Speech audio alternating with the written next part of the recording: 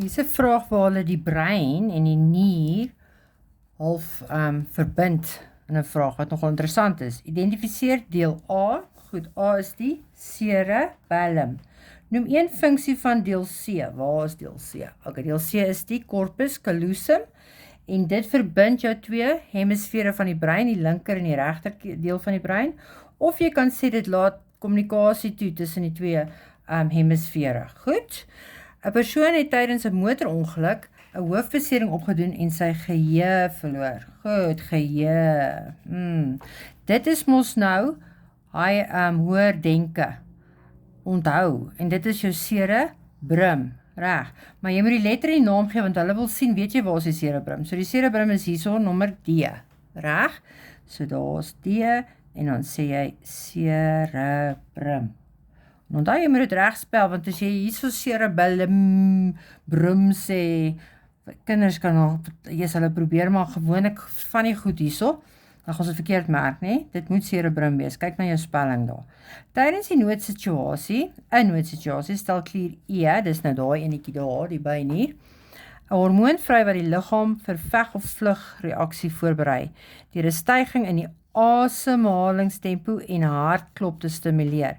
Hierdie styging lei tot verhoogde energieproduksie in die skeletspiere, as ook 'n verhoging van die koolstofdioksiedvlakke in die bloed. Kan jy sien hoeveel inligting is in hierdie paragraaf? Jy beter sorg dat jy alles lees. Moenie lui wees nie. Lewenswetenskap is nie die plek vir lui mense nie, hoor? Jy moet lees.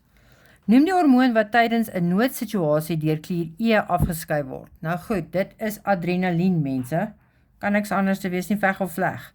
Ag nie veg of vleg nie, veg of vlug. Verduidelik hoe 'n styging van die asemhalingstempo en hartklop 'n verhoogde energieproduksie in die skeletspiere tot gevolg het. Ja, dis nogal 'n stywe enetjie hierdie, maar okay, kom ons kyk.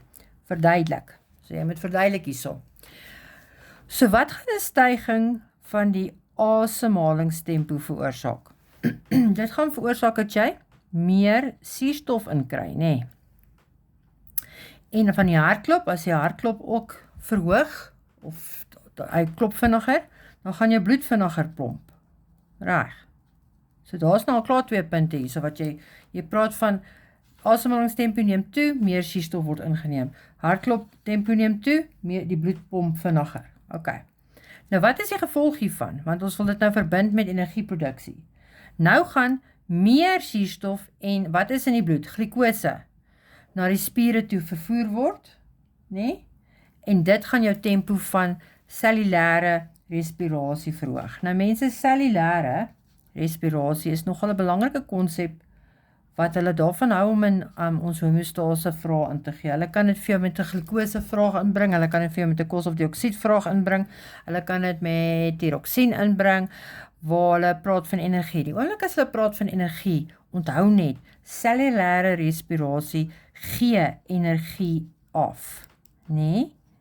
En wat het cellulêre respirasie nodig om te kan plaasvind? Suurstof en glikose. Reg, so hulle kan hierdie ouetjie nogal oralste inbring. So jy moet mooi, as hulle sulke van die vrae soos iemand wat vet word, dan is tiroksien en jy weet die glikogeen wat gebêre word en partykeer dan gaan dit oor respirasie daar. Dit hang af hoe hulle die vraag vra.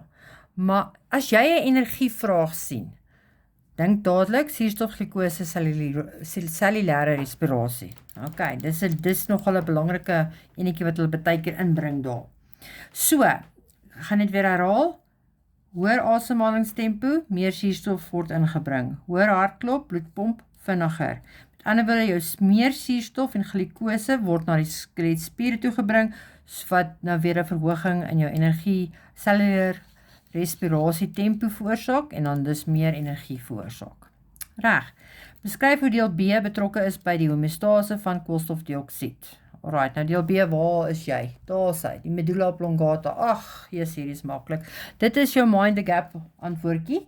Jy sê deel B, die medulla oblongata word gestimuleer en dit stuur impulse na die hart en die asemhalingsspiere en dan word meer bloed na die longe toe gepomp en die koolstofdioksied word vinniger uitgeasem en dan keer jou vlakke van jou koolstofdioksied weer terug na normaal. Hierdie is baie maklik. As jy so tipe vraag kry, dan klap jou handjies saggies, nie hard klap nie, in jou binneste, en wees baie bly, want dis vir free punte daai, hoor.